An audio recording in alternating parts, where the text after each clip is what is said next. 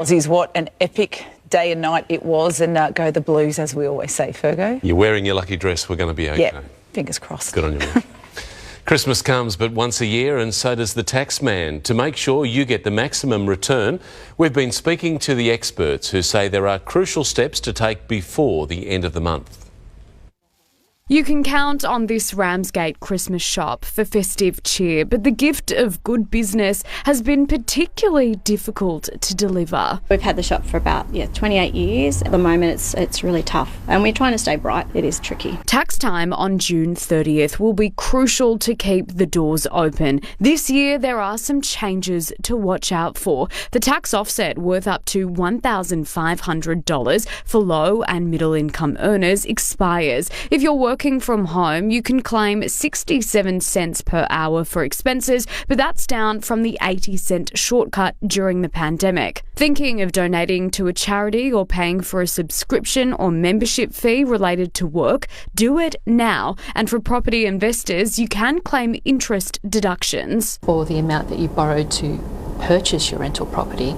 It's important to keep track of your assets, such as property and shares, and identify any gains or losses that could take more off your tax bill. Talk to your accountant, see whether selling that asset will generate a loss to offset that gain and reduce your tax. Different rules can apply to different types of taxpayers. And this year the ATO has ramped up compliance, so keep your receipts and check them twice. Angelique Opie, 7 News.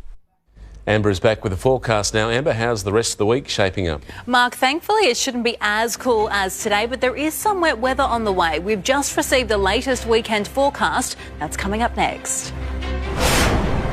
Tonight, inside the Mexican drug tunnels used by smugglers to eventually sneak their gear here. The 21-year mystery of a teen who went missing on the way to see family. Her sister joins us on a police reward.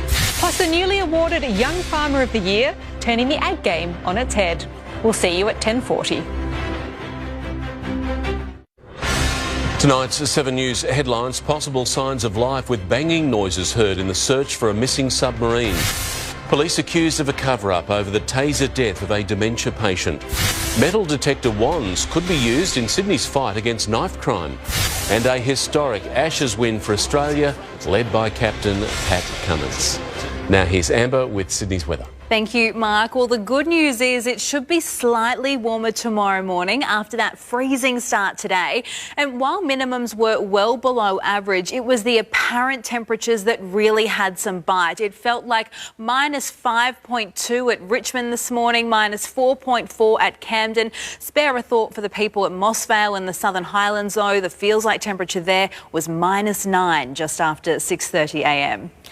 Let's take a look now at the satellite image, and this very large high pressure system has generated plenty of clear skies over the last few days, but you can see this cold front approaching. It is set to bring some rainfall to most of New South Wales as it crosses the state tomorrow and Friday.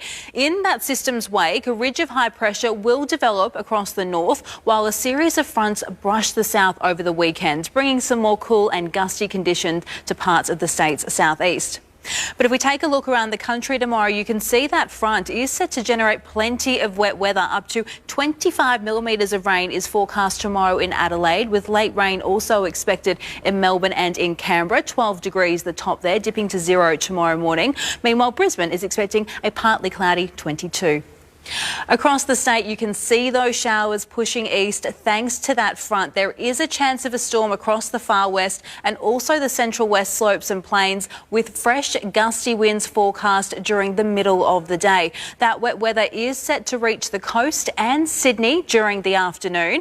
It's looking like another fresh start for much of the west tomorrow morning, dipping to 0 at Camden, 1 degree at Campbelltown and also at Richmond, with daytime temperatures to generally hover between 15 to 16 degrees in most parts.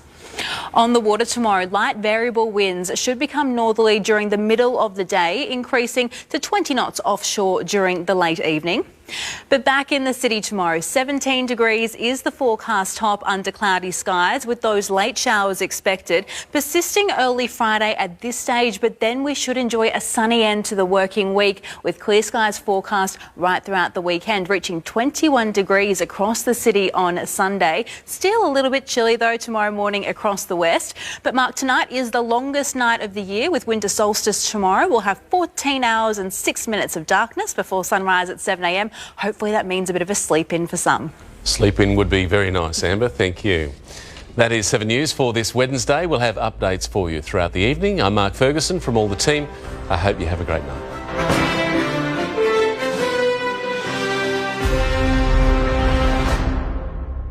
Stream 7 News anytime, live and on demand on 7 Plus and with 7news.com.au. You'll know the news now.